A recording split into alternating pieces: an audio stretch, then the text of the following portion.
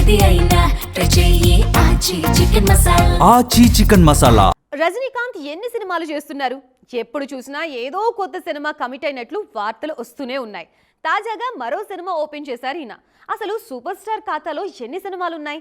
ఏ cinema ఎప్పుడు విడుదల కాబోతోంది? జైలర్ 2 అప్డేట్ ఏంటి? కమల్ హాసన్తో మల్టీ స్టారర్ ఎప్పుడు మొదలు కానుంది? 75 ఏళ్ల వయసులో రజనీకాంత్ స్పీడ్ చూసి కుర్ర హీరోలు కూడా కుళ్ళుకుంటున్నారు. ఆ జోరేంటో తెలియక తలపట్టుకుంటున్నారు. తాజాగా మరో సినిమా మొదలుపెట్టారు రజనీ. చాలా రోజులుగా చర్చలో ఉన్న తలైవా 173కి ముహూర్తం పెట్టారు రజనీ. అస్మిత్ మారిముత్తు తెరకెక్కిస్తున్న ఈ చిత్ర షూటింగ్ జూన్ 25 నుంచి మొదలు కానుంది. కమల్ హాసన్ ఈ సినిమాను నిర్మిస్తున్నారు. అస్మిత్ సినిమాకు ధర్మన్ అనే టైటిల్ లాక్ చేశారు.